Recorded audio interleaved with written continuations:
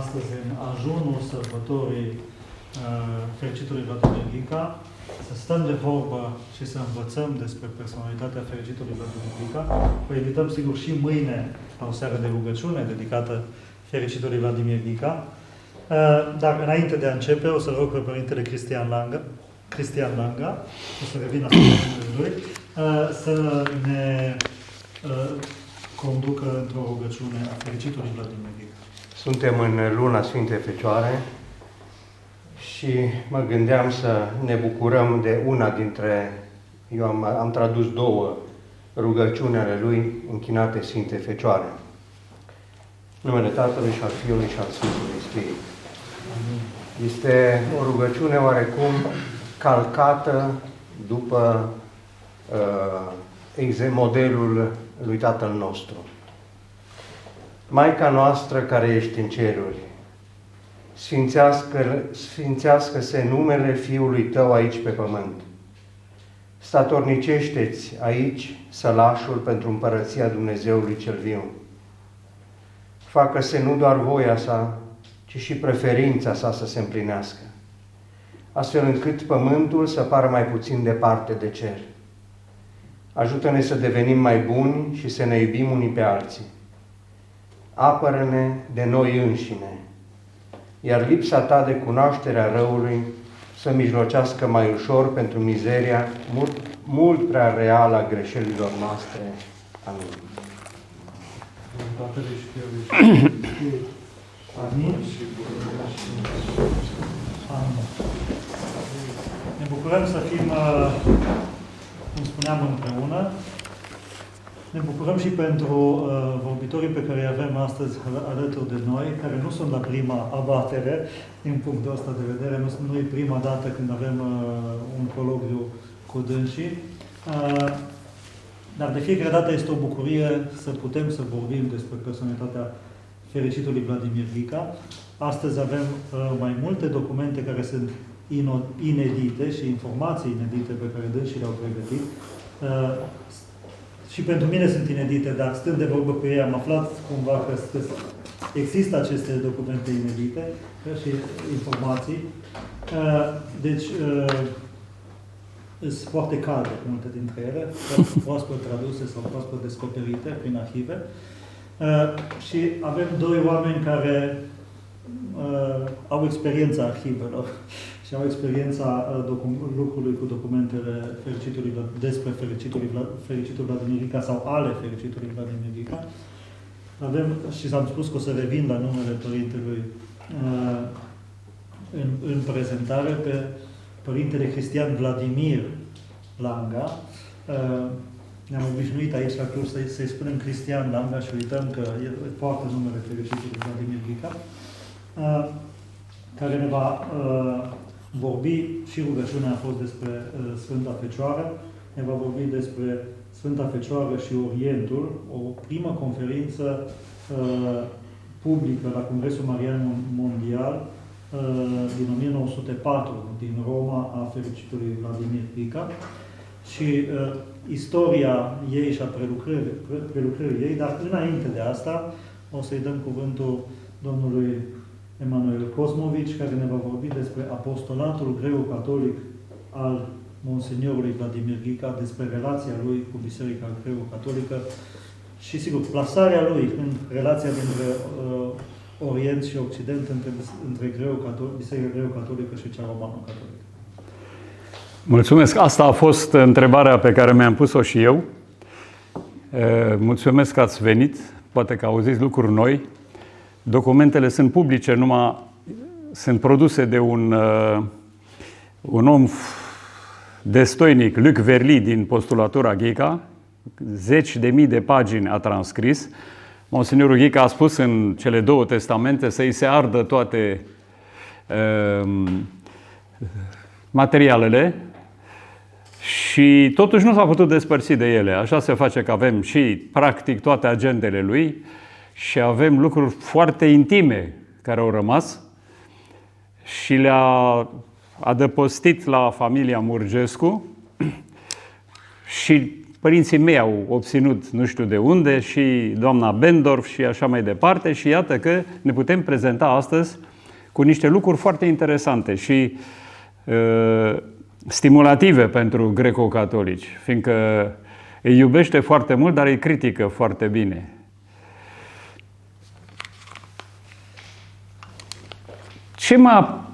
Întrebarea a fost, eu știam că Monseniorul Ghica a lucrat cu astriștii, cu greco-catolicii refugiați din Transilvania. Lucrul a început în 1943, din ianuarie. Săptămânal, ședințe care apoi s-au transformat în ședințe dimineață și ședințe de șezătoare după amiază. A stat până în ultima clipă la Biserica Greco-Catolică de pe strada Polonă și un bizantinolog de renume, Pierre Năsturel, ne-a spus, am fost odată la Paris în arhiva Ghica, asta e un subiect în sine interesant, ne-a spus că i-a spus Monsenior, ești istoric, vino cu mine. Deci în ziua în care, ultima zi în care Biserica Unită era deschisă și a doua zi se lua de către Patriarhie. Vino să fii de față. Și era virulent, acuzator. Și domnul Năsturel spune, eu credeam că nu mai ieșim de acolo decât arestați. Eram îngrozit. Și a terminat discursul spunând, Biserica Catolică e construită pe stâncă, Biserica Ortodoxă pe gunoi. Aceste cuvinte le-a repetat și autoarei Elisabeth de Miribel. Acolo mi-am precizat un pic, adică cuvintele. Sunt aceleași cu nuanțe. Asta i-a spus doamnei Elisabeth de Miribel. A suferit foarte mult, așa încât când s-a dus, l-au primit în final în biserica franceză, Sacré-Cœur, și am mărturia de la personal luată de la doamna Tuțica Petre, fiică spirituală de primă dimensiune. Și spune că Monseniorul a văzut în rând în biserică astriștii, adică studenții și tinerii din Asociația Studenților Români Uniți. Era tocmai după ce se închisese biserica și a început să plângă, dar ea îmi spune tare, eu pot să spun aproape în hohote. O asemenea mărturie nu avem, decât de la Agenor Danciu, când l-a întrebat Monseniorul când te-ai spovedit ultima oară, zice, acum 15 ani. Și atunci au avut 2 lacrimi. Deci, iată, avem ceva cu niște lacrimi, dar nu plâns văzând tinerii care erau speranța lui, speranța României. Jumătate au ajuns în închisoare, au lucrat în continuare, cum e părintele Tertulian Langa. Poate că atunci era deja arestat, cu siguranță. Și atunci m-am întrebat, el era mai apropiat de Biserica Greco-Catolică sau de cea Romano-Catolică? Cum s-a ajuns aici la... El nu era certat cu romano-catolicii, avea însă niște facilități, facultăți, care îl puneau pe el, practic, în fața tribunalului bisericesc. Rezolva imediat. Deci nu puteai să... Dar se întâlnea și cu romano-catolicii. Și atunci am zis, hai să vedem. Printre altele legate de ceea ce m-a impresionat este o scrisoare a episcopului Suciu, în care astriștii au cerut ca Monseniorul să fie directorul lor părinte spiritual și episcopul răspunde, am primit cu mângâiere propunerea de a vă numi conducător spiritual pe Monseniorul Ghica. Cu mângâiere. E poate printre primele acte pe care le-a emis episcopul Suciu când a fost numit administrator apostolic la Blaj, fiindcă începea un război mare.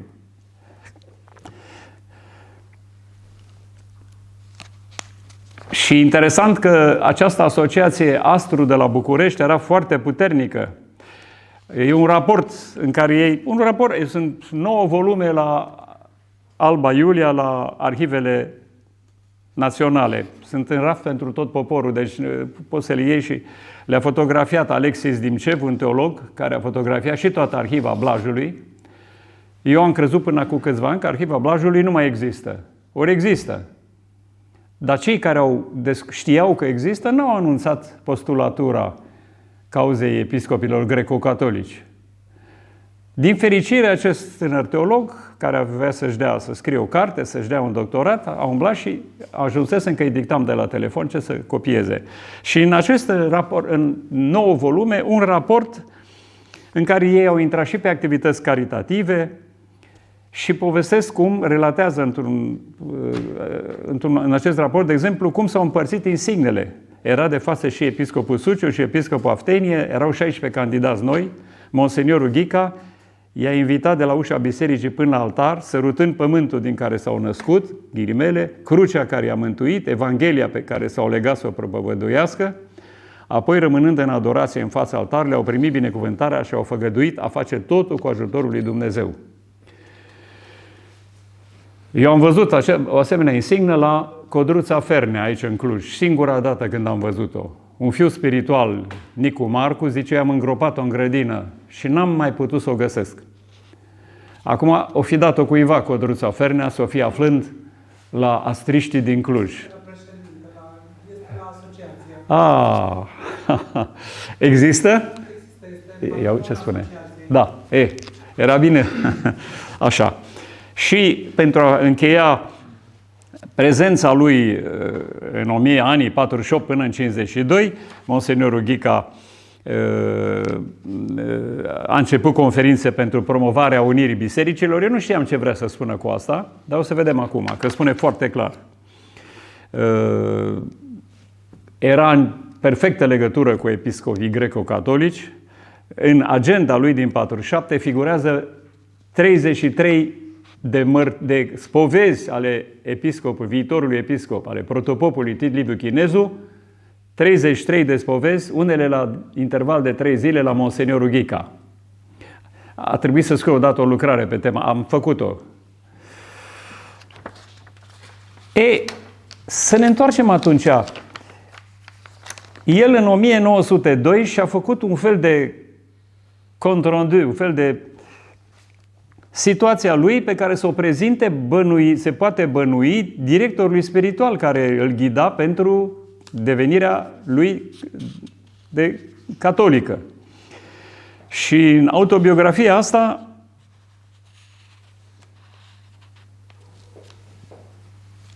o să vedem că s-a inspirat și din ceea ce făcea Leon al XIII-lea, un papă care Monseniorul Ghica a scris un articol important la 25 aniversare a vieții lui.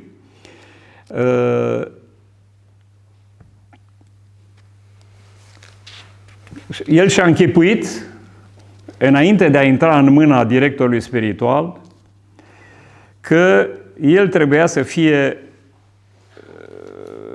cu multă informație despre credința catolică și mult zel pentru a apăra și a lucra pentru unirea bisericilor. Și să revină la papalitate bisericile despărțite. Vom vedea puțin mai departe.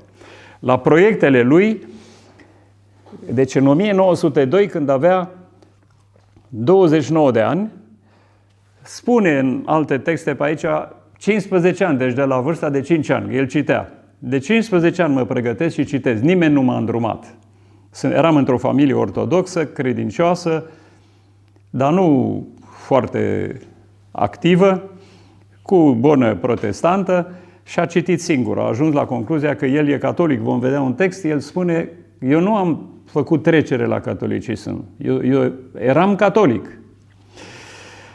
Și el ar fi vrut, spune, de aceea, ar fi vrut înainte să-și depună voința, să zicem, în mâna directorului lui spiritual, să înainteze cu toate legăturile pe care le-am în România, campania pentru unirea bisericilor. Bun. Și el era, iată, din 1902, gata la sacrificiu, tot ceea ce aș putea ține, adică intrarea mea în ordine și în ordinele religioase, într-o țară în care spiritul creștin tinde prea mult să dispară. O să vedem, are acuze foarte grave împotriva religiei, așa cum era trăită în România. Și după aceea, când mă ocup de țara mea, o să mă întorc în Franța să activez ca să-i mulțumesc pentru ce mi-a dat. I-a dat cărți. Mama lui l-a abonat la o bibliotecă. Iată, astăzi copilașii noștri stau cu telefon, cu internet. I-a adus bibliotecă și în bibliotecă a găsit texte care îi interesau. A fost acuzat teribil de un ziar, Epoca de vreme, și iată, și eu m-am gândit totdeauna așa, îi se spunea prinț, dar el spune, nu disprețuiesc ceea ce mi-a dat Dumnezeu, un nume, o moștenire glorioasă, moștenirea familiei mele, dar asta mă face pe mine mai mult să fiu un port drapel în lupta cea bună.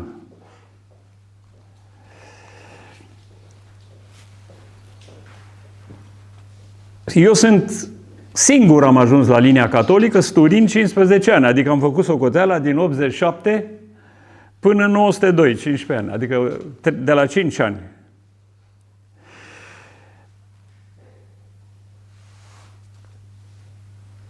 El le spune lor, eu vreau să fiu apostol. Și nu atacă, dar un lucru care m-a făcut să sufăr mai mult decât orice în Orient, somnul sufletelor, spune în articolul pentru Epoca. În anii 1929-30 a trebuit să fac o autobiografie la Vatican, puternică, fraze clare. De aici vedem influența Papei Leon al XIII-lea când, în primul rând, și el a ajuns la Papa Leon al XIII-lea și la Pius al X-lea, nu mai vorbim de ceilalți, și mama lui. Și doctorul Cernea, în mărturiile lui, mi-a spus că știe de la Monseniorul că era la modă atunci ca familiile care conduceseră o țară să aibă acces ușor la papi. Și Leon al XIII-lea l-a primit câteva zile după trecerea lui la catolicism și a spus, și-a exprimat dorința ca el să nu abandoneze complet ritul oriental. Și a trasat linia vieții. De aici a pornit cumva. El lupta pentru unirea bisericilor, dar să nu abandoneze ritul oriental.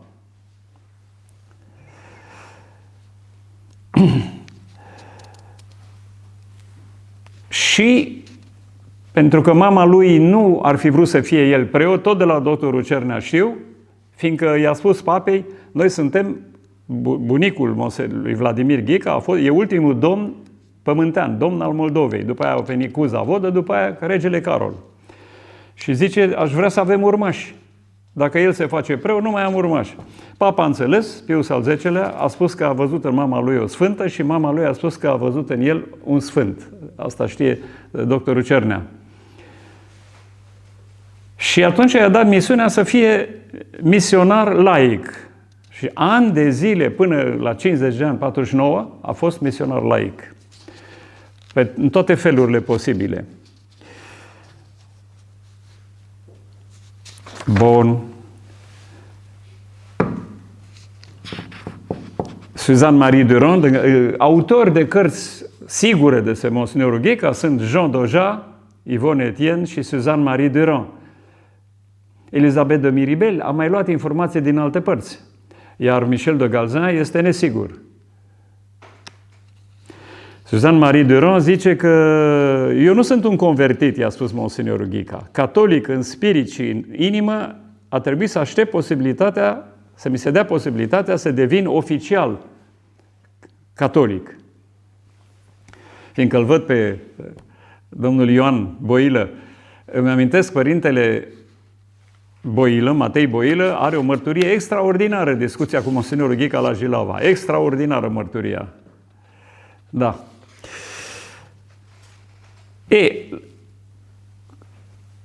În 1902 s-a serbat cu mare fast aniversarea 25 de ani de pontificat. Și el a scris un articol, Le Trois Mars.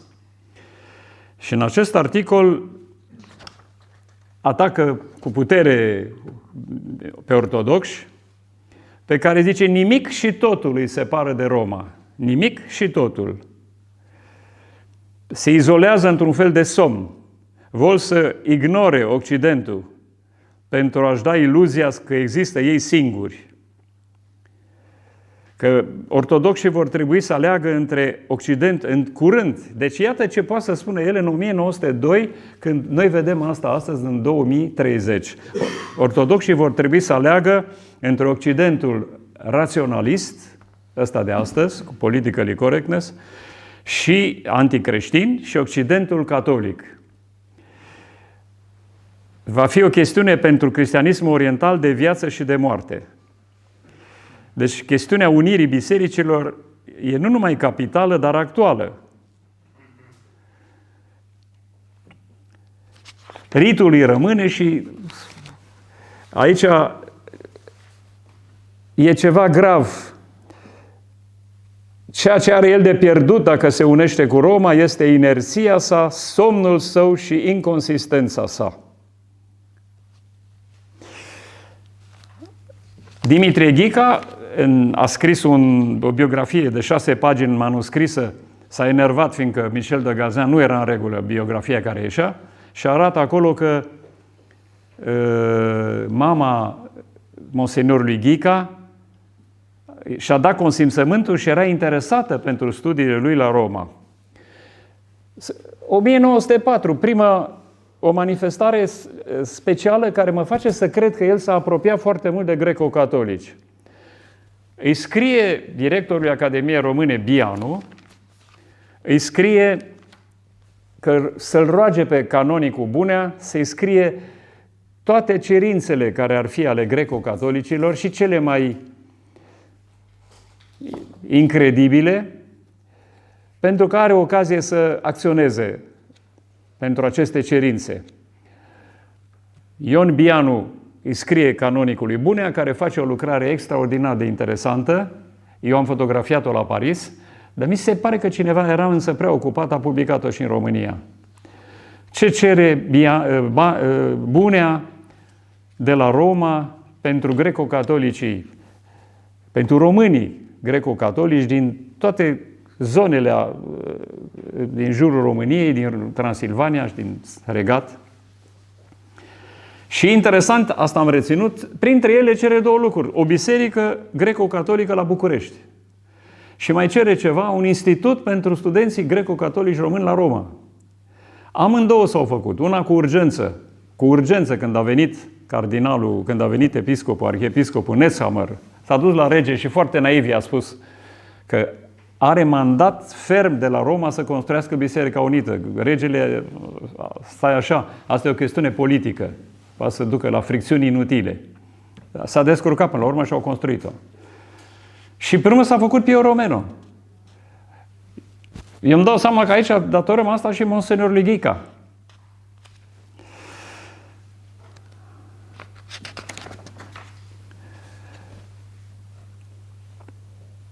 Și interesant acum cum mulțumește canonicului Bunea, indirect, și cum îi mulțumește lui Bianu, că a secundat, a susținut în modul cel mai... raportul lui canonicului Bunea îi poate susține pe el în interesele fraților noștri din Transilvania. Și unde a folosit raportul? Este o mănăstire, Grota Ferrata, care exista la Roma de 1000 de ani, înainte de schismă, dar fidelă papei, și acolo au făcut un comitet și papa s-a manifestat ferm pentru unirea bisericilor, cumva entuziasm general legat și de raportul pe care cumva i l-o fi dat sau informații pe care le-a dat papei. Deci era entuziasmat. Vine anul 1900, asta s-a întâmplat în 1904. Vine anul 1908, se duce Vladimir Ghica, cu acordul arhiepiscopului Netzhammer la Blaj, să-l ceară pe părintele Bălan, viitorul episcop, martir. Și în ziua de Sfântul Nicolae a slujit mitropolitul în catedrală, episcopul Bălan a apucat să scrie o parte din memoriile lui și Securitatea, am citit documentul, spune nu e nimic împotriva statului noastră și l-au lăsat pe nepotul lui, care era informator, dar ca să nu vadă Monseniorul Ghica că episcopul Bălan că e informator, să ducă mărturia în familie. Ar trebui publicată. Și acolo scrie ziua de Sfântul Nicolae, asta e foarte interesant, foarte interesant. A slujit metropolitul de Mihali de Apșa, în catedrală și a hirotonit preoți, în catedrala Blajului. Prințul Ghica a fost foarte adânc pătruns și mi-a spus, acesta e idealul meu, să fiu hirotonit și eu în această catedrală. Asta mă impresionează. Înseamnă că avea niște planuri mai ferme decât credem noi.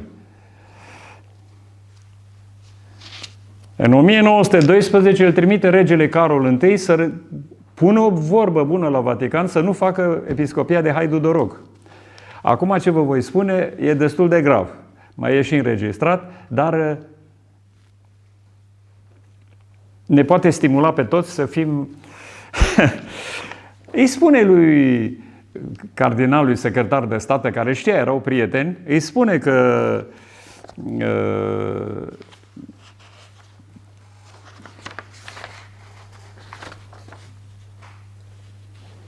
spiritul românilor din Ungaria, adică din Transilvania, nu dă deplină satisfacție din punct de vedere al sensului catolic.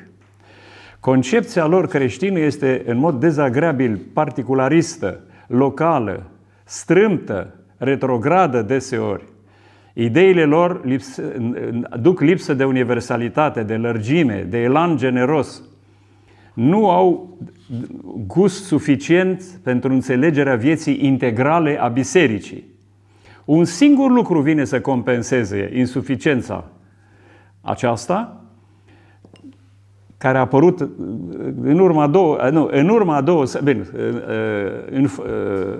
că a fost o formare de 2 secole, din 1700 în 1900, lentă, penibilă, lovindu-se de mii de dificultăți. Deci nu e...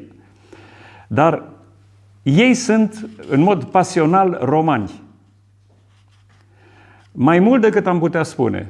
În polemică cu adversarii lor, asta e tema lor favorită. Cea mai sinceră, cea mai arzătoare a lor. Roma, sfântă, pontiful roman, revin tot timpul aici și, din păcate, numai aici. El zice, dispoziția episcopilor și a preoților, dispozițiile sunt destul de bune în Transilvania, pentru ca lovitura cu episcopia de Haidu-Dorog să nu-i lovească. Dar laicii care au intrat și în politică s-ar putea să sufere. Eu am fost șocat, dar știm că erau credincioși din sate, mase. El chiar spune în documentele astea că intelectualii catolici trec la romano-catolici și în masă, așa, poporul la greco-catolici. Fiindcă a trebuit să lupte ca să-i se dea dreptul la ambele rituri.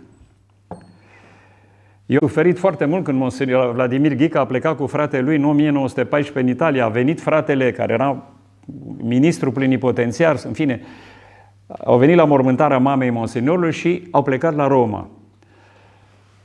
A regretat, i-a scris. Vorbeam lucruri care erau de absolută necesitate pentru biserica noastră. Ai plecat fără să pocrăi cu dumneata, măcar câteva minute. Mi se părea atunci că ești ca și pierdut pentru noi. O corespondență între Ioan Bălan și Monseniorul Ghica a durat cu lucruri foarte frumoase, dar în final, împreună cu Teodorian Carada, au ajuns la concluzia ei, în 1914 încă, că dumneata îi putea să faci la Roma cele mai prețioase servicii Sfintei Biserici. unite și prin ea scumpului nostru neam. Deci a înțeles, domnule, a plecat la Roma, dar acolo are misiune. Ei, și eram curios cum l-a văzut episcopul Bălan, da? Pe Monsignorul Ghica pe episcopul Bălan, că avem scrisori minunate. Deci Monsignorul le-a ținut. Dar ce a scris el părintele Bălan, nu știm. Și există o ciornă îngrozitoare a unei scrisoare către episcopul Bălan în 1923. Ei, și am fost satisfăcut peste măsură, că îi spune, a descifrat Luc Verly, când m-am întors la Paris de la Roma, unde mă dusesem imediat după hirotonire, unde am stat aproape o lună, am găsit scrisoarea Sfinției tale, mă grăbesc să-ți răspund, însă neștiind în destul, el nu scria bine românește, a zice, câtă înduioșată mișcare sufletească am simțit citind-o. Că ea va traduce scrisoarea mea destul de rău simțirile mele față de Sfinția ta. Și spune care e programa lui acum ca preot. Și spune în România că va sta în București, operele de caritate, au înființat marea instituție a maicilor,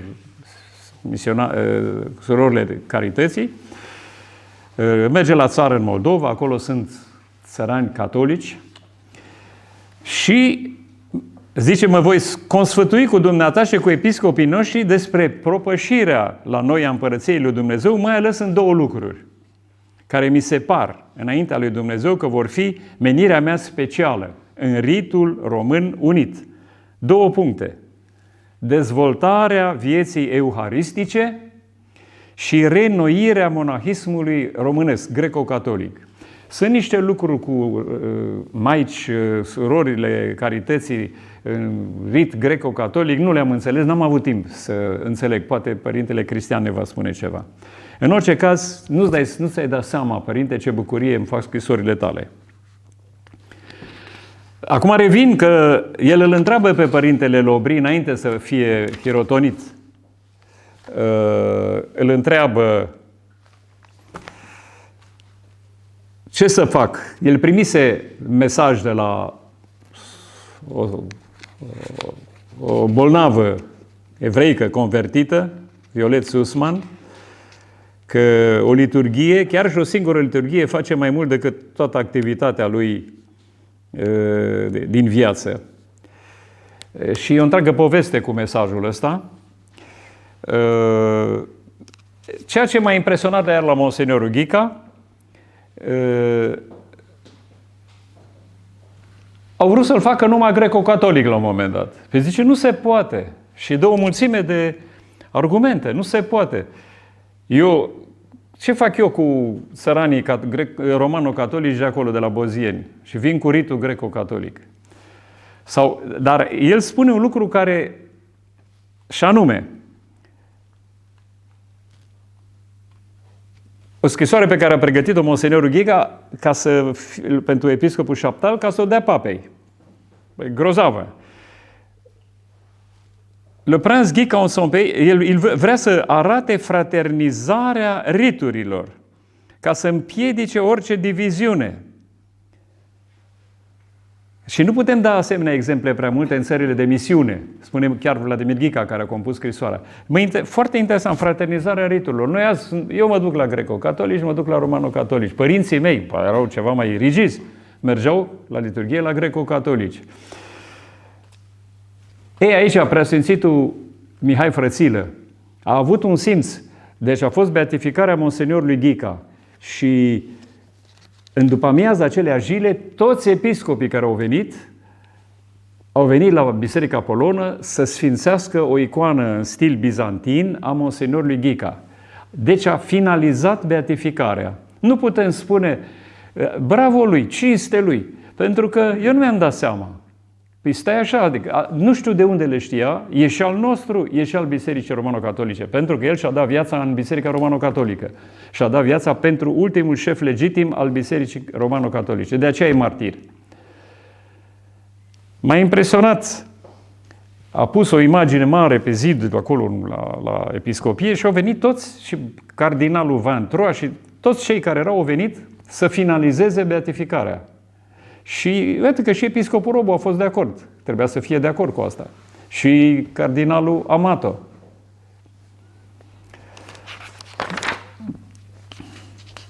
El pledează ca să-i se dea ambele rituri. I s-au dat.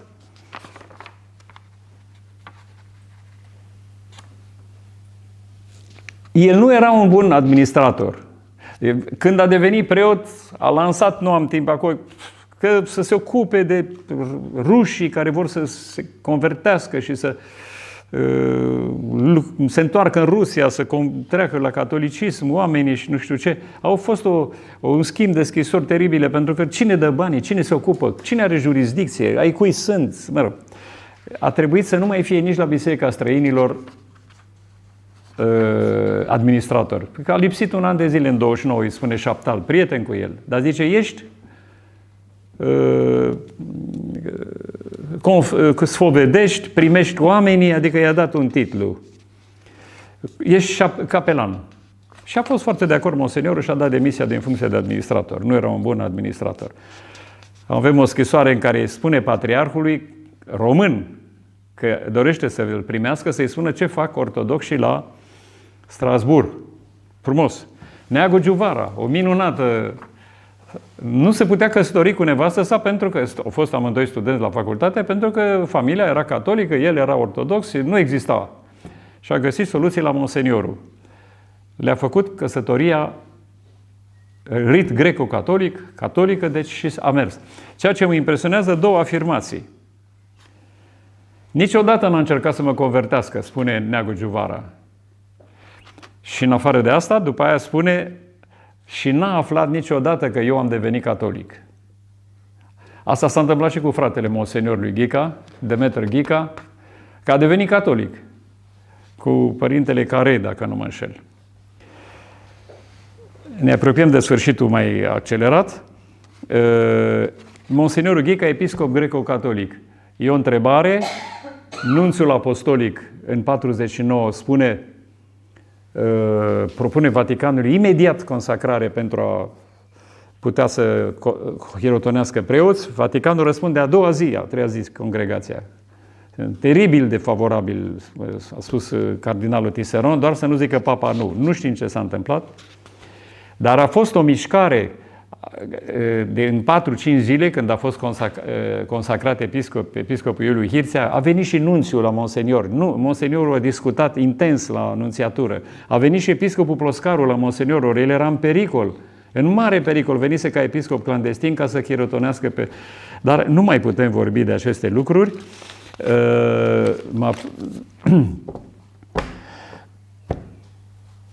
El totuși a făcut 2 vizite în Transilvania, deci era preocupat de chestiunea mănăstirilor. Aceste 2 vizite mari, era un om în vârstă, 76, 7, 8 de ani. Numai să vă citez unde s-a dus. S-a dus Turda, unde erau călugări cu orfani, Cluj, întrevedere cu episcopul Hosu, Satu Mare, întâlnire cu Ioan Dragomir, Bixad, întrevedere cu episcopul Rusu, așa, Cluj, Târgu Mureș, nu știu ce. Sau cealaltă vizită, pentru că el zice, m-a sfătuit un episcop să mă ocup și să întărim călugăria greco-catolică. Nu știu care e episcopul acela. În Transilvania merge Blaj, Obreja, Hațeg, Silvașul de jos, Silvașul de sus, Prislop, mănăstire greco-catolică, Crevedia, Simeria, Deva, București. Am reușit așa un 60% să menționez din ce am pregătit, dar e deja ceva și va trebui să redactez, că e prea multă muncă a fost ca să strâng de lucrurile astea, să redactez. Și atunci, înainte, pentru părintele Langa, avem mărturie aici, Argenor Danciu, zice, s-a mutat odată monseniorul Ghica dintr-o cameră într-alta și eu l-am ajutat. Și ce am văzut? Primul lucru, s-a dus și a luat o icoană cu Maica Domnului, a sărutat-o, a prins-o în brațe și așa a dus-o în brațe în camera cealaltă. Asta ca să facem legătura cu prezentarea ta. Da. Vă mulțumesc! Mulțumim! Mulțumesc. Și să-l scoateți din buzunar. Îl dai lui. Vreți să aflați mai mult, o să fie și un timp pentru întrebări la finalul celor două prezentări. Asta poate rămâne pe masă? Cu siguranță, Sau dacă nu pot. cum spunea domnul Porcovici, Cum zici? mai sunt multe încă de descoperit. Puțin mai tare. Da. Cu siguranță mai sunt încă multe de descoperit. Așteptăm cu nerăbdare și articolul redactat pe tema asta. Între timp însă îi dăm cuvântul părintelui Cristian Vladimir Langa pentru prezentarea dânsului.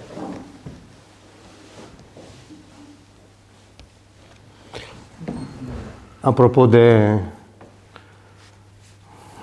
precizarea cu Vladimir, a fost un episod simpatic în familie. Îmi mărturisea cineva, aproape pe patul morții, zice, m-am tot străduit să mă abțin să te întreb un lucru, de jenă. Dar zice, acum nu mă mai pot abține. Totuși, o viață întreagă m-am întrebat cum de tatăl tău, care a trecut prin ce-a trecut și datorită rușilor, cum a putut să-ți dea al doilea nume Vladimir? Să-ți dea numele lui Lenin. Și zic, măi, nu-i numai un iepure scurt de coadă. Va mai fiind și un alt Vladimir. Ia gândește-te cine ar mai putea fi. Și atunci, copleșit de o rușine și de o stânjeneală teribilă, s-a liniștit. Acum, în ultimele 2 zile am schimbat mult intenția cu care pornisem inițial. Există un material al unei alocuțiuni, așa se intitula, ținută de Monsignorul Ghica în 1904 la Congresul Mondial Marian în Biserica Sfinților Apostoli din Roma. Și acea merită și cuvântul de introducere sau de prezentare care poartă încă patina vremii. Actele Congresului Marian Mondial, partea 1, capitolul 2, ziua 3, discursul prințului Vladimir Ghica, paginile cutare. Numărul 2 în ordinea de zi. Astea sunt toate pe coperta lucrării care a înmănunchiat comunicările. Și zice așa, prințul Vladimir Ghica, tot cu literă mică de prezentare a celor pe care urma să le expună, prințul Vladimir Ghica, unul dintre cele mai bune nume ale nobilimii din România, urcă acum la tribună și citește următorul discurs cu tema Fecioara și Orientul. Și mic de tot, în latină, e trecut hoc accipiat Sanctissima Trinitas in laudem Beata Virgo Margine. Deci să primească aceasta Preasfânta Trăime, lucrarea mea, contribuția mea în cinstea Preasfintei, Preacuratei Fecioare Maria. Asta era intenția de a prezenta această conferință accesibilă nouă doar pe site-ul Vladimir Ghica în franceză, într-o transcriere care promite să se îmbunătățească. Semnalând aceste îmbunătățiri care pot fi aduse, cel menționat de Emanuel Cosmovici, Luc Verly, un săpător, un aducător la lumină al multor documente din arhiva Ghica venite de la Paris, verifică și descoperă multe lucruri de schimbat și mai descoperă niște adnotări de ale Monseniorului 20 de ani mai târziu față de momentul prezentării conferinței și scrise cu creionul. Ei, aceste corecturi, în parte, sunt mărunte, câte un cuvânt care să pună un accent mai apăsat în frază, dar în multe situații sunt completări pe care omul și teologul și preotul deja le simțea altfel, necesare pentru cititorul de rând.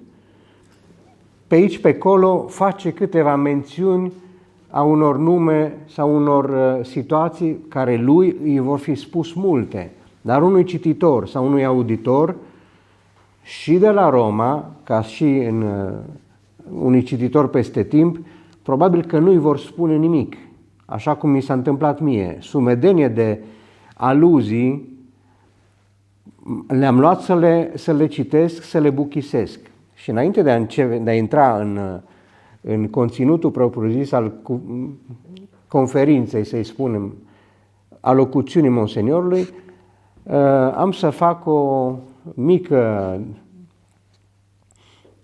exemplificare a celor spuse de Emanuel, cu intenția Monseniorului nu doar de a revigora ordinele călugărești în Biserica Greco-Catolică, ci de a salva vocațiile. Asta a fost intenția lui, de a salva vocații numeroase existente în Transilvania, între călugărițele de rit latin și care, în țara românească majoritară, vorbitoare de limba română, dar care se aflau din punct de vedere ecleziastic sub jurisdicție maghiară. Și după 1918 se verifică situația ca ordine călugărești din România să facă obediență, ascultare unei autorități străine. Și ca atare, dincolo de rezolvarea canonică, el își punea problema salvării acelor vocații. Și enumer vreo 5-6 case de călugărițe. Și ce-i vine în minte ca soluție? Zice, astea într-o Transilvanie în care specificul este oriental, majoritar, ele fiind de rit latin, trebuind să depindă de o autoritate românească pe care nu o știu, nu se vor regăsi și se vor pierde și se vor risipi. Deci am vrut să subliniez preocuparea lui și spirituală, nu doar administrativă sau canonică.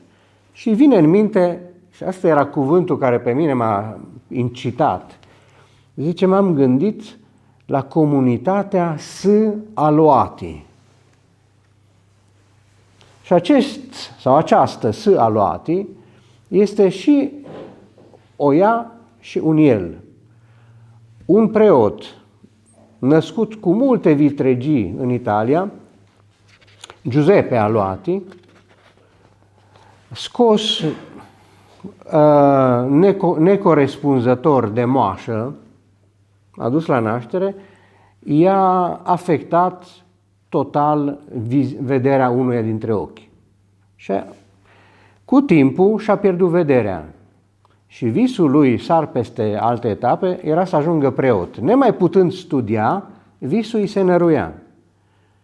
Și mărturisește că s-a rugat intens Sfinte Fecioare cu novena de la Lourdes și folosind generos apă de la Lourdes și cu puțin înainte de încheierea novenei îi revine vederea, poate să-și continue studiile, devine preot într-un târziu și merge în misiune în Macedonia, la o comunitate de bulgari.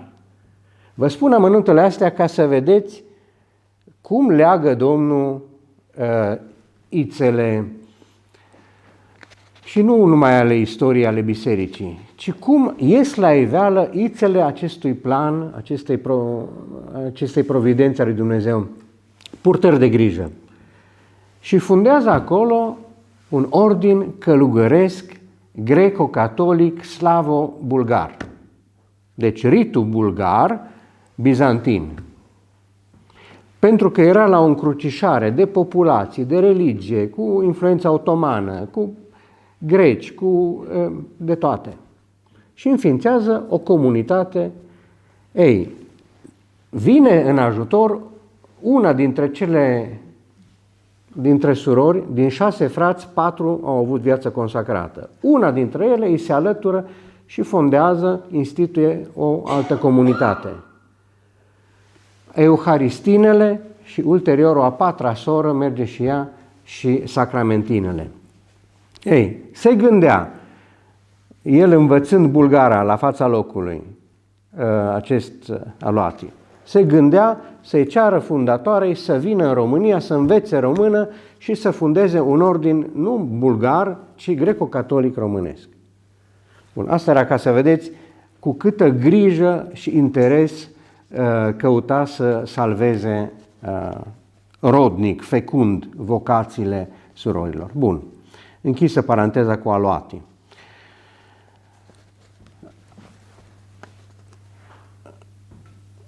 Zice așa, în calitatea mea de fiu al Orientului, aici merită foarte mult nu doar conținutul, ideile, propunerile, intuițiile și inspirațiile pe care le oferă, dar și inima care se exprimă în anumite propoziții, cu totul și cu totul aparte. În calitatea mea de fiu al Orientului, mi s-a cerut să vin să vă spun câteva cuvinte despre Orient și despre Sfânta Fecioară. Onoarea de a veni să vă spun câteva cuvinte despre Orient și Sfânta Fecioară, onoarea mi s-a părut întâi mai mare și mai grea decât datoria.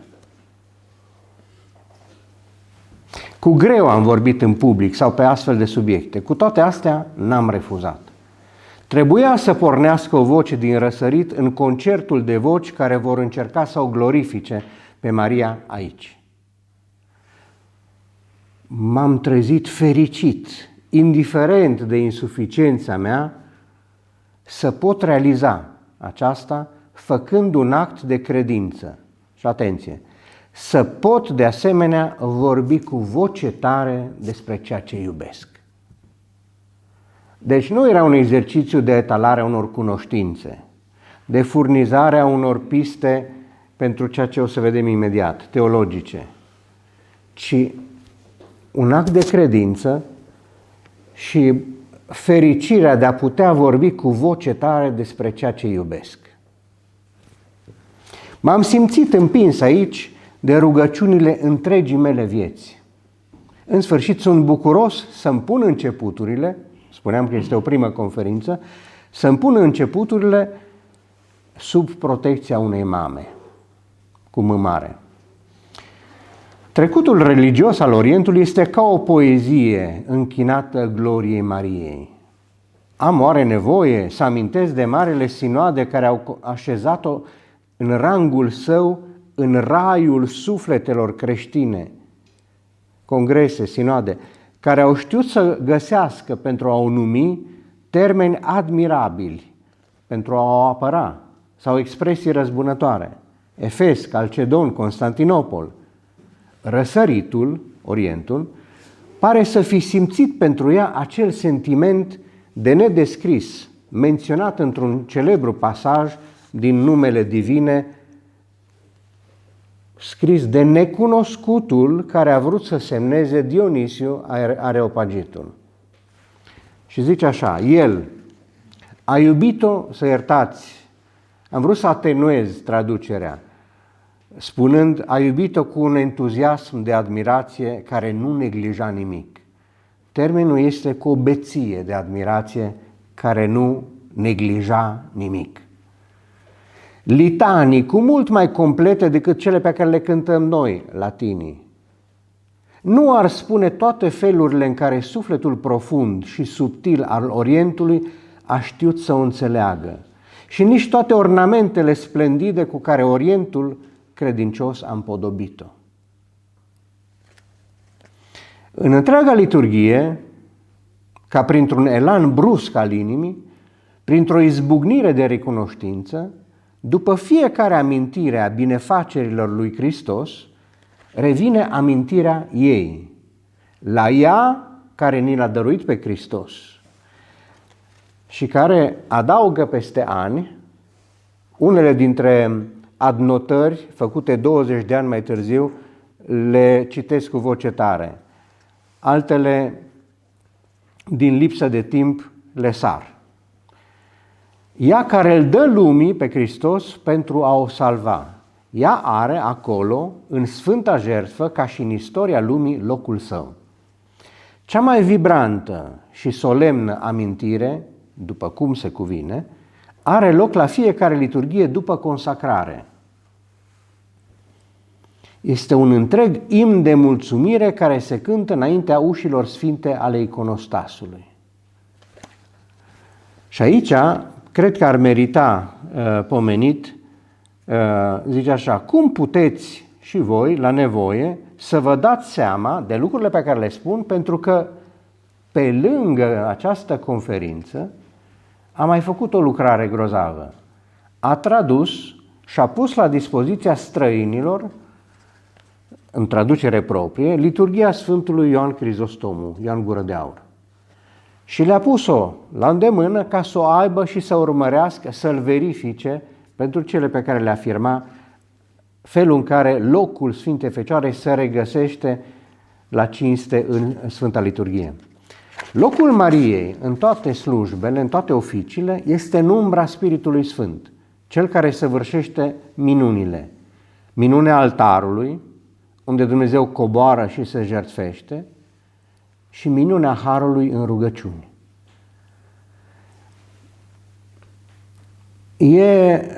Pentru mine a fost nu numai surpriză, dar o bucurie și un entuziasm cuceritor să văd de câte lucruri o acuză pe Sfânta Fecioară, de câte o face responsabilă, lucruri pe care poate le știm, dar nu le-am gândit și nu le-am formulat așa.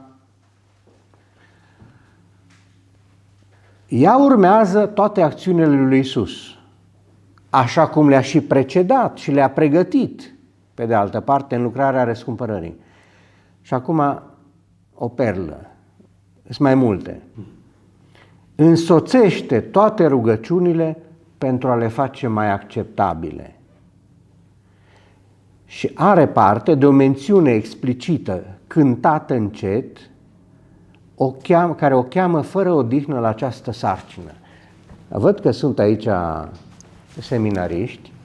Oare la care mențiune explicită cântată în surdină face aluzie atunci când spune, o cheamă rugăciunea să nu-și uite de această sarcină de a însoți rugăciunile pentru a le face mai acceptabile? Preasfântă Născătoare de Dumnezeu, mântuiește-ne pe noi. Și asta se recită în surdină în timp ce preotul își termină, merge mai departe. Ar merita să vă spun toate cele în care este menționată în liturghia bizantină, în liturghia orientală, Sfânta Fecioară și pe care le punctează Monseniorul.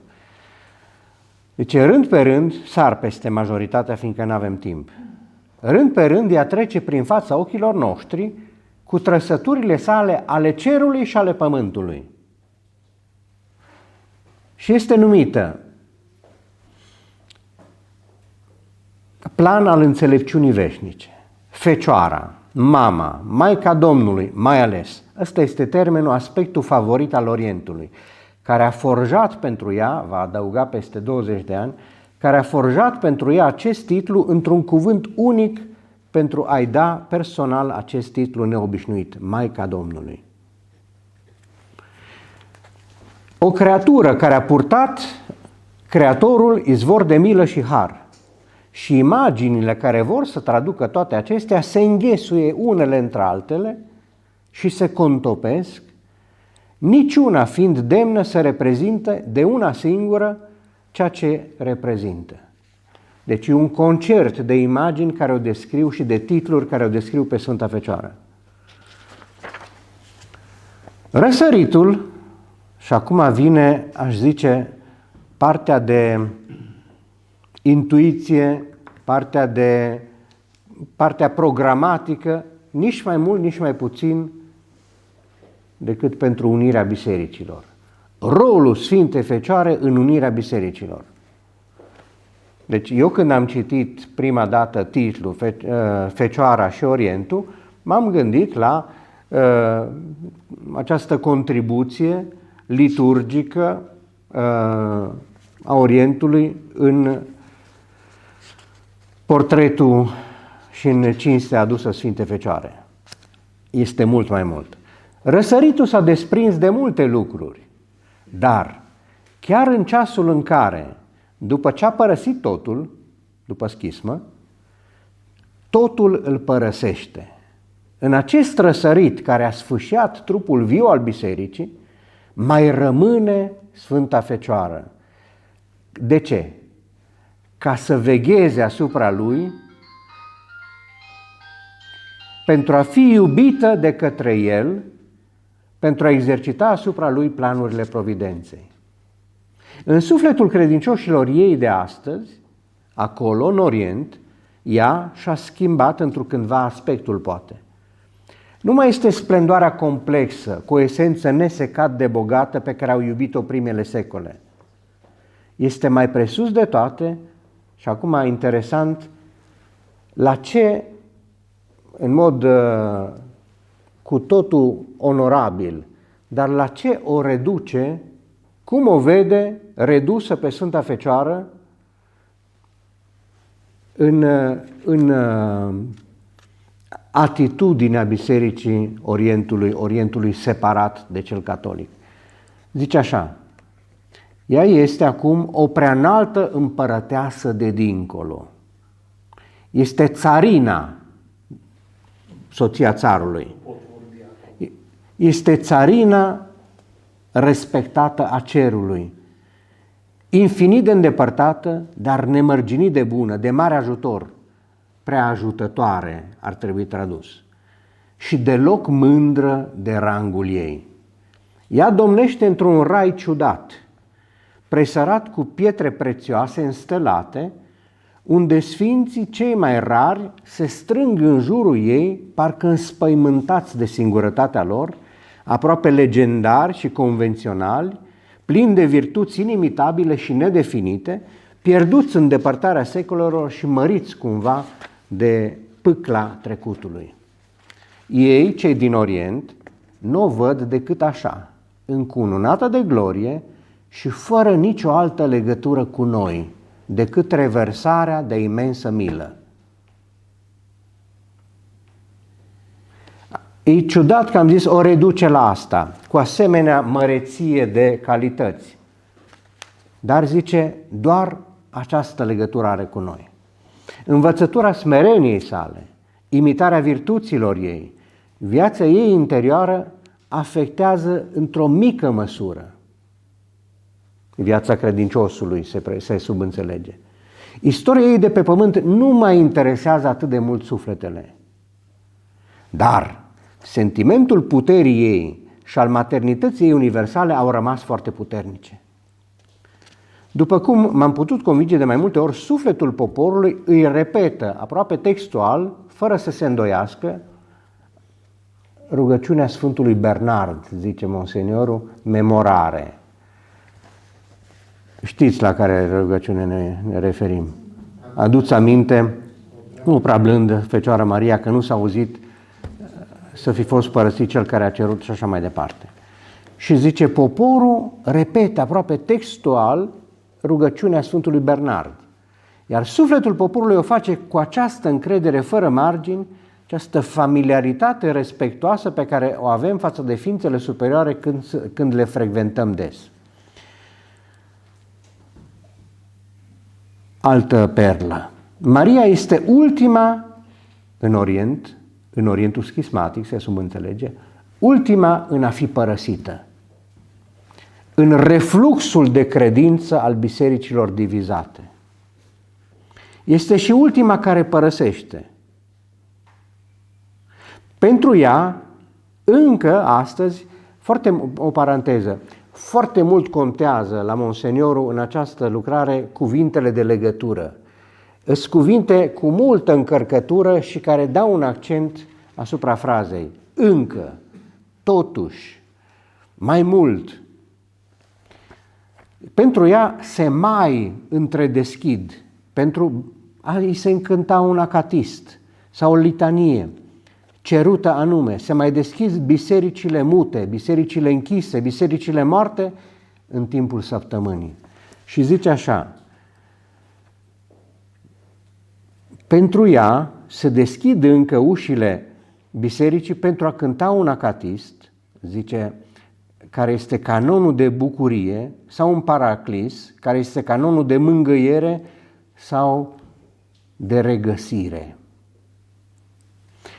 Cerut anume, pentru asta bisericile mute, închise, care pentru noi latinii sunt ca un adăpost pentru rugăciunea alături de trupul și sângele lui Iisus,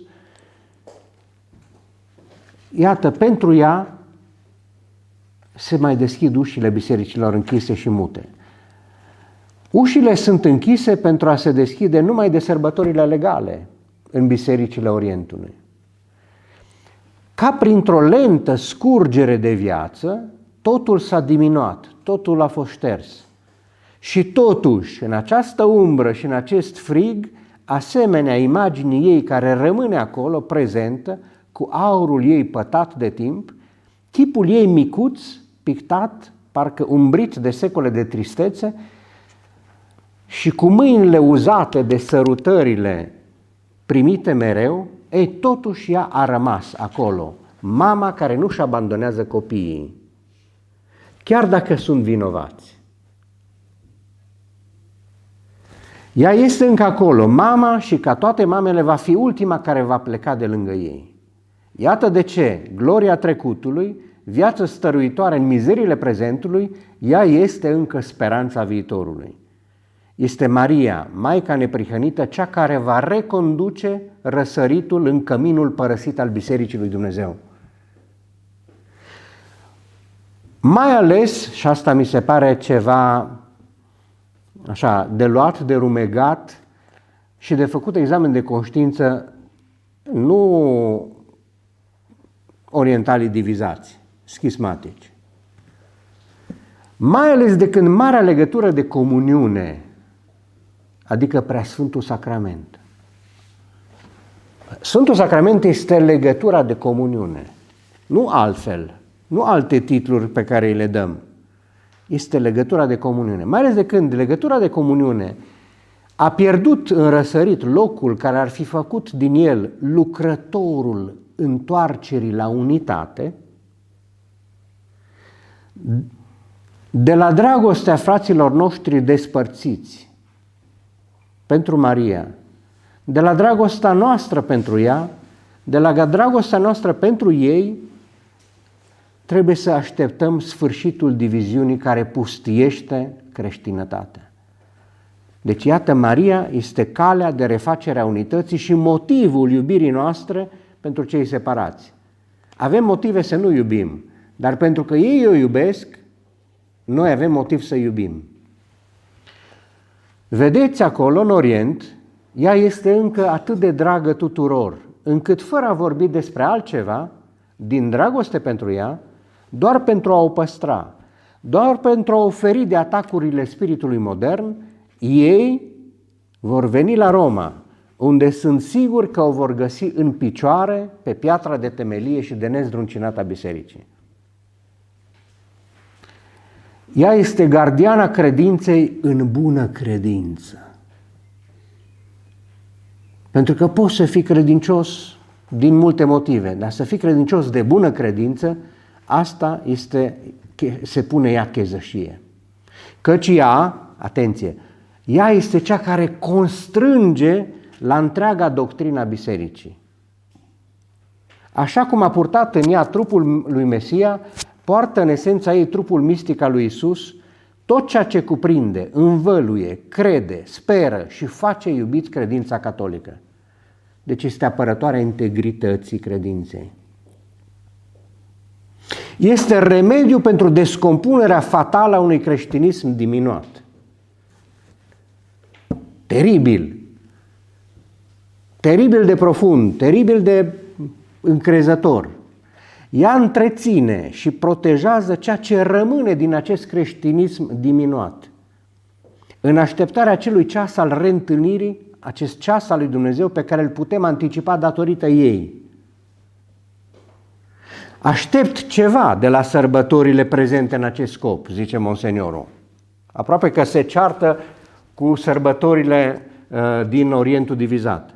Aceste adunări și aceste misiuni, aceste indulgențe, aceste solemnități sunt de perspectiva umană un pretext pentru noi rugăciuni. Din perspectiva providenței răspund la o revărsare de haruri și de noi binecuvântări. Dacă acolo domnește spiritul rugăciunii și spiritul curiozității și al vanității nu se vor amesteca prea mult, vom putea vedea renăscându-se ceva măreț din asta. Pe cât de dragă este Precurata Fecioară Răsăritului, pe atât privilegiul ei pare să îmbrățișeze viitorul cu o legătură misterioasă, specială, deși atâtea rele a făcut schisma. Un viitor al unirii, dați-mi voie să vă povestesc despre gândurile sugerate de câteva legături neașteptate la început și apoi profunde și de unele armonii secrete. Înflorirea devoțiunii față de neprihănita, eu nu mă dau enunțul și sar peste capitolul ăsta. Deci nu poate fi întâmplătoare potrivirea, coincidența asta între înflorirea devoțiunii față de neprihănita și reluarea lucrării unirii bisericilor, două fapte aproape contemporane între ele și care se dezvoltă în paralel. Și dă exemple multe de potriviri, coincidențe, de acțiuni ale papei, ale misionarilor medaliei miraculoase, ale convertirii lui Sant Andreea de la Frate și așa mai departe.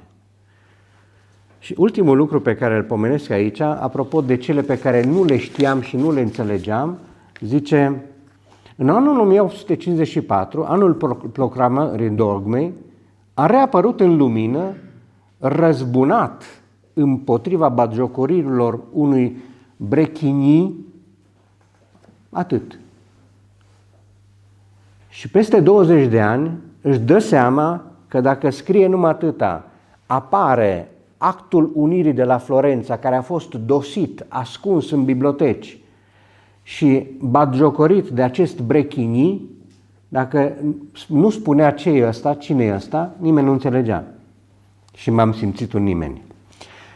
Zice așa: acest Brechigny punea la îndoială existența actului semnat de unire a bisericilor în Conciliul de la Florența, actul original, mult timp rătăcit în arhivele Bibliotecii Medicinei. Act purtător al unui jurământ solemn, din păcate atât de puțin respectat și care a fost consemnat întregii biserici. Bun, asta era o mostră de lucruri adăugate peste 20 de ani. Nu este oare sarcina neprihănitei să distrugă cele două mari obstacole în calea unirii, adică prejudecata și, atenție, zice fomes peccati. El traduce fermentațiile păcatului, dar de fapt sunt scânteile, efectele, concupiscența. Și asta este menirea Sfintei Fecioare. Ca să se poată produce unirea, trebuie să distrugă prejudecata și consecințele păcatului. Este și o imagine imaculată care trebuie modelată, și asta e ultima parte, trebuie modelată în sufletele celor pe care îi cheamă la adevărata credință. Pentru a forma acolo acest lucru admirabil care se numește convertire. Istoria Harului în suflete repetă într-adevăr producerea Harului în istorie. Dar aici, mai presus de toate, este punctul în care Imaculata neprihănită, alternez traducerea neprihănită cu Imaculată, atinge mai îndeaproape lucrarea unirii. Ceea ce îi trebuie acestei lucrări, ceea ce a cerut și a obținut Maria într-o formă specială timp de 50 de ani, ceea ce cere ea astăzi sub o altă formă, Am spus deja că pentru mine datele astea care se potrivesc nu sunt întâmplătoare. Este o acțiune specială și supranaturală a voinței, a inteligenței și a inimii, purificată până la sursa lor. S-a făcut lucrarea deja pură și puternică de pregătire, lucrarea apelurilor dezinteresate, lucrarea studiilor conștiincioase, a rugăciunilor tainice, a ostenirii răbdătoare, a dorințelor acumulate. Astea s-au făcut. Acum este vremea cuceririlor iubirii și această iubire este opera Sfinților și Apostolilor. Este ceasul sfințeniei atrăgătoare, al sfințeniei clar vizibile, al luminii pusă în candelabru și nu ascunsă sub obroc. Vedem atât de puține schimbări în lume numai pentru că cerem prea puțin de la cei care de la care să cerem totul, adică de la noi înșine. A? Nimic nu rezistă sfințeniei. Când este absolut și complet, însuși spiritul teribil al răului este zdrobit de călcâiul fragil al unei femei. Un nou imbold spre sfințenie, asta cred că ne învață neprihănită, un mod de a contribui la o întoarcere mângâitoare ca fiu risipitor, la o mare bucurie în biserică, asta cred că ea ne arată, și ajutor supranatural ca răspuns la încrederea supranaturală pe care o avem aici, este ceea ce cred că ea ne promite. Și ultima frază, când spun asta, cred, nu este o părere, adică aș crede, ci este un fel de credință pe care o exprim, un crez.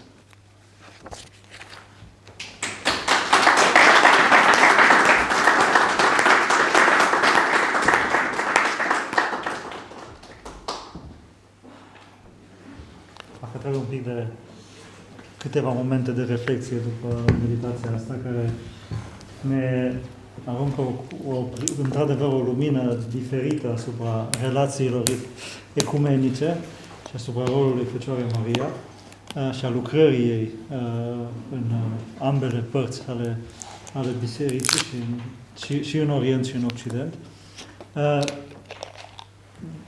Trecem acum la partea un pic mai poate mai provocatoare, poate mai puțin formală, a întrebărilor și răspunsurilor. Dacă aveți întrebări, trebuie să le adresați unuia sau celuilalt dintre vorbitori sau amândurora. Acum e momentul.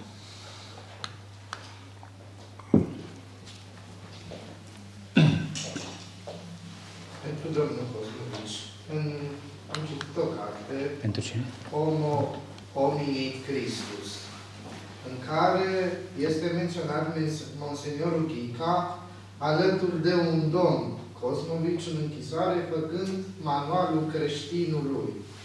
Despre ce domnul Cosmovici este vorba? Și manualul respectiv există? Deci citise despre Homo hominis in Christus. Da, și cine este domnul Cosmovici? Okay. Deci e tatăl meu, care a fost un moldovean fără informații religioase, zice, stăteam în genunchi la Evanghelie și a ajuns prin o întâmplare fericită la Monseniorul. În 2 luni a devenit catolic, fiind avocat, avea multe cunoștințe, știa să uite la o carte și a ajuns la închisoare pentru politica pe care a făcut-o și în închisoare a compus un catehism și după ce a ieșit din închisoare în 64, întâi a scris cartea Monseniorul cu viața Monseniorului, apoi s-a luptat și l-a ajutat Părintele Dan Suciu. Ne-ar trebui textul, eu nu l-am pe care l-ai...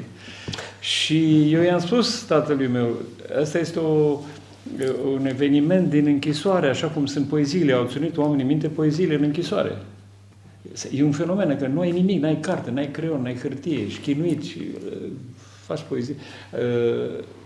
Acest catehism încăpea pe pereți, așa scris mic, etc. I-am spus, ar fi interesant să-l publici așa cum a fost, că e un document. Noi îl avem așa cum a fost, dar el a vrut să adauge și alte lucruri Și sunt mulți oameni care sunt foarte bucuroși de manualul ăsta și deci ținem legătura și vi-l pot oferi. Dacă ar fi în continuare de publicat, eu aș merge pe manualul document. Monseniorul Ghica în închisorile comuniste. Pentru că el nu știa nimic pe linie religioasă. Și scria acolo că împreună cu tatăl dumneavoastră vorbeau în franceză și prin codul Morse Da. spuneau multe capitole. Deci luăm legătura, am dat telefonul și adică eu am la București multe, manualul omului politic creștin. Dar personal regret că nu l-am publicat așa cum a fost în închisoare. Că nu era nici expert filozof, nici expert teolog, dar a primit de la Monsenior Ghica foarte mult și în familie se vorbea tot timpul de Monsenior Ghica. Eu l-am văzut pe Monsenior Ghica la 5 ani jumate. A intrat într-o grădină unde eram cu fratele meu și m-a așezat puțin, mi-a pus mâna pe cap, m-am mirat și foarte frumos a plecat, liniștit și pe urmă a intrat la închisoare.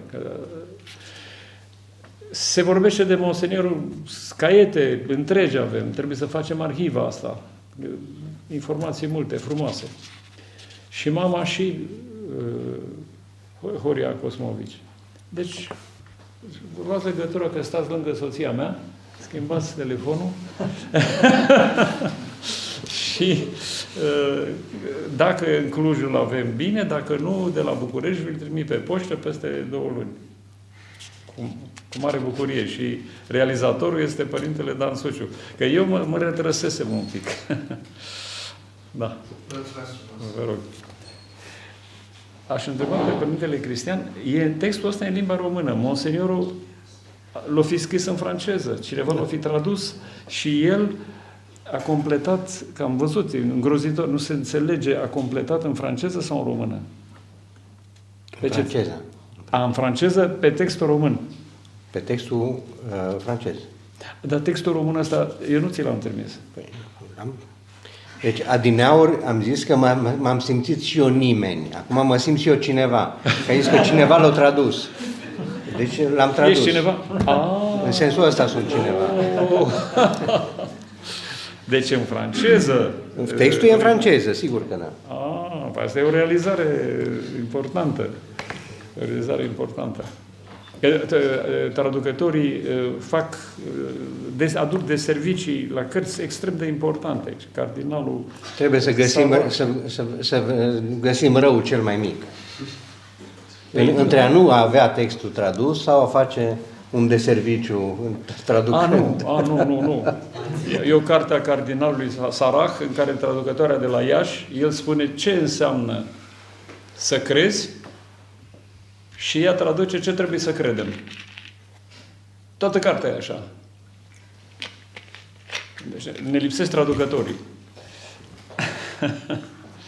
Da. Regret că...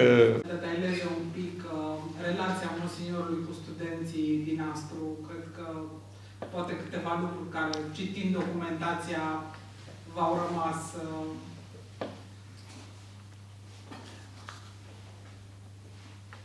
În primul rând, cred că, jumate, mai puțin, sau au intrat la închisoare. Au fost oameni de elită ai României. Nu degeaba a plâns el. Studenții refugiați din Transilvania. Că îi se spunea Monse, unii spuneau Monse, așa erau glumeți. Și una din, acum a murit, pot să spun, Doina Făget Ionescu, de aici, undeva Făget, nu știu, i-a spus că ea înjură la spovadă. Și el i-a zis, o doamnă nu înjură. Dar ea nu se consideră doamnă, că ea venea din sat aici. Și zice, mi-a spus mie, o doamnă nu... Așa, o doamnă nu înjură. Și trăgeau de el. Și cursuri de filozofie, și erau alte întâlniri. Omul Nou, Unirea Bisericilor, Fundația Apostol, și îl trăgeau de limbă și au vrut să vadă cum e cu Părintele Langa, are niște amintiri foarte prețioase. I-au lăsat câteva ore o carte și el știa tot, la pagină tot. Avea o memorie hai să nu infinită, dar extraordinară. Și pe urmă sunt rapoartele lor, pentru că ei s-au dus la bolnavi. E o soră din Sibiu, am vorbit cu ea la telefon, care Monseniorul Ghica o trimisese la bolnavi și ea mi-a zis că la telefon, eu n-am văzut-o de la față, zice, nu m-am mai dus a doua oară, că acolo umblau gândace pe doamna respectivă. Și eu, dacă m-am dus la spital la cineva, e mare lucru în viața mea, 2-3 dată. Ori el îi trimitea să meargă la spitale și aici ai listă în agende. Spitalul cu tare, spitalul cu tare, spitalul cu tare, spitalul cu tare. Mergea regulat, până i-au interzis. Deci era o unitate, o extraordinară. Dacă vrei, îți spun și un secret. Părinții soției mele, pictorul Ion Mitrea și dr. Malva, s-au căsătorit la părintele Todericiu, la Polonă. Și nu le-a zis, mergeți la Astru. Și stau și mă întreb tot timpul, cum e posibil așa ceva? Sau la Catedrala Sfântul Iosif, sora Marie Judith Fenveci, care a fost decisă de episcopul Ioan, a luat hotărârea de a deveni călugăriță, maghiară ea, din Salonta, și a încercat episcopul Suciu să-i salveze părinții din lagăr, din ghetto. S-a întâlnit săptămână de săptămână cu el. Și e celebră sora Marie Judith Fenveci. Am căutat-o și am găsit-o în America. Mă rog, bun. Și Mai trăiește? a murit, avem o arhivă acum, trebuie să o predau unei surorilor sociale. Vin aici niște surori sociale maghiare, zilele de 19-20 la Cluj, dar ele fiind din toată lumea, nu știu, stai domne, surorile sociale s-au murit în închisori sau s-au chinuit în închisori cu toți ceilalți. Nu mai știe nimeni de ele, numai eu știu. Și au o soră, Terez Burani, care vorbește perfect românește, vine din Roman, și arhivista surorilor sociale și vede acolo niște lucruri. Trebuie să fac ceva, altfel nu se mai știe. Sora Hildegard, celebra sora Hildegard. Și atunci am întrebat-o, dar sora Judith la telefon, dar vorbea episcopul Suciu în catedrală. N-am știut niciodată. Și ea, sunt fotografii în catedrală cu copii, făcea catecheză și nu știa. Deci a funcționat, nu era internet, nu era așa, intimitate cu Monseniorul și fii spirituali de prima mână. N-a avut decepții. Și la Alba Iulia, rapoartele lor, extraordinare rapoarte.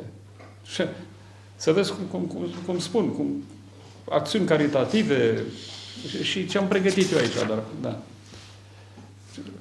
Și eu nu mă duc la spitale sau nu mă duc la bolnavi, că n-am timp.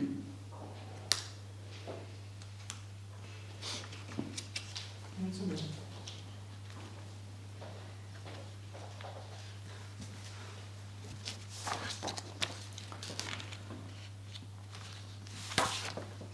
Aș mai avea și eu o întrebare tot pentru domnul Emanuel Cosmovici. Noi avem pregătite niște poze pe care ni le-ați dat și ați vrut să scurtați și Da. Am sărit peste ele. Da. Durează câteva minute. Dacă vreți să ni le arătați. Păi, eu nu pot să umblu la aparatul ăla. Asta se rezolvă. Adică am luat tot ce era pe linie greco-catolică, sunt puține poze, deși pe filmul ăsta acum am întrevăzut și alte poze, și ca să știți că am îmbrăcat haina de greco-catolic și Trebuie să ne tragem că o să ne bată în ochi dacă stăm aici. Trebuie să ne tragem un pic în lateral ca să... da.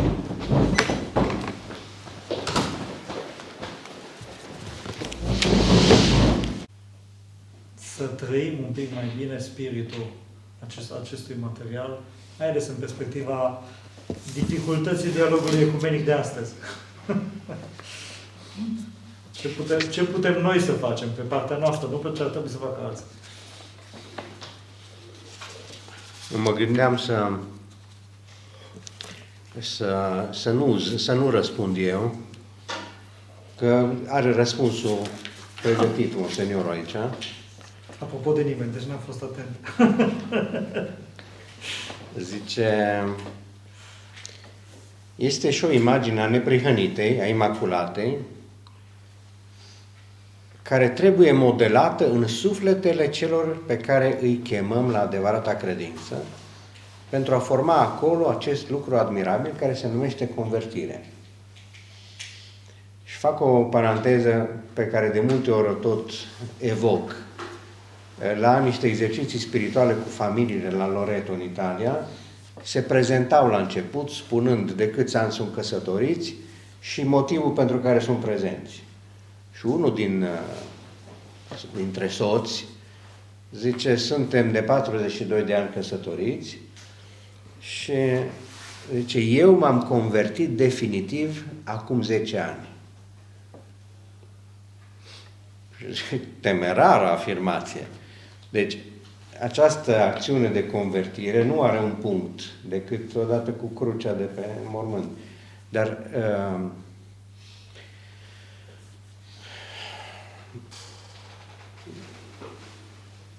cred că e o provocare care nu se poate cuantifica, nu se poate traduce cu un număr de acțiuni și cu un număr de zile, minute, deci de timp.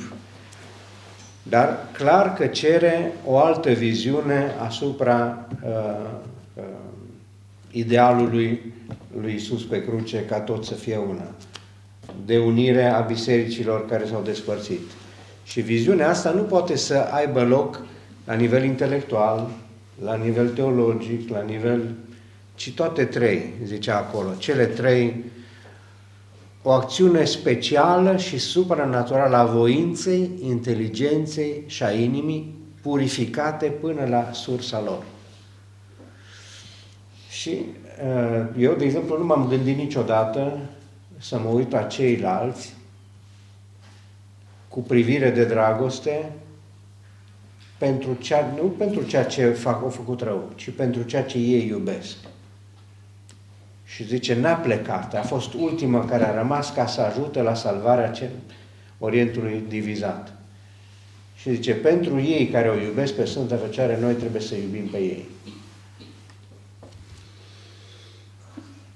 Că noi imediat zicem, nu, dacă iubești, atunci de ce nu faci așa și așa și așa? Dar de asta spun că e o provocare și personală și la nivel de biserică și care se măsoară cu convertirea. Unul dintre ordinele călugărești are ca program întrebare zilnică seara, dacă astăzi m-am convertit.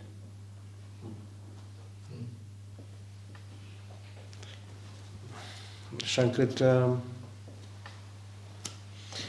Deci m-a impresionat faptul că prezintă valorile, frumusețile, contribuția în liturghie. Am sărit peste alte imnuri, am sărit peste portrete ale Sfinților Părinți sau ale cântătorilor bisericești, Roman Melodu și alții, Sfântul Efrem sau Ioan Damaschinu, pe care pomenește, ca să nu intrăm în amănunte. Dar consistența este ceea ce poate să facă Sfânta Fecioară pe această cale. Și era o frază pe care n-am găsit-o și care e de o frumusețe legată de ce face cu rugăciunile noastre.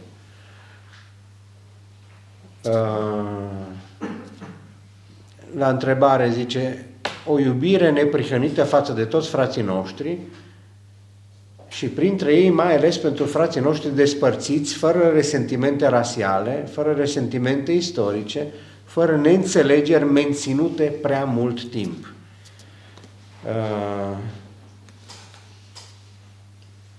Să dăm și mai mult din noi înșine. Sufletul nostru este mereu în mâinile noastre și sufletul nostru este mai mare decât lumea și mulțumită lui Iisus mai puternic decât lumea.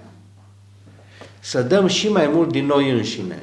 În această lume bătrână, obosită de impurități, josnicie, corupții, calcule, dezgustată de concepțiile viciate ale minții, de amestecurile degradante de bine și rău, pe care le elaborează inima grea a omului, slavă Domnului, noi catolicii o vrem mai tare ca oricând, căci Maria ne-o recomandă și ne indică Vicarul lui Hristos, vrem să purtăm o reflectare a acestei tinereți, a acestei feciorii, acestei puteri sfinte a Mariei. Vrem lucrări curate, suflete drepte, ca să le găsească și să le iubească, mâini fără pată să le împlinească, inimi eroice care să le ducă la împlinire. Vrem să retrăim visul sfințenii în strălucirea Sfintei Maria.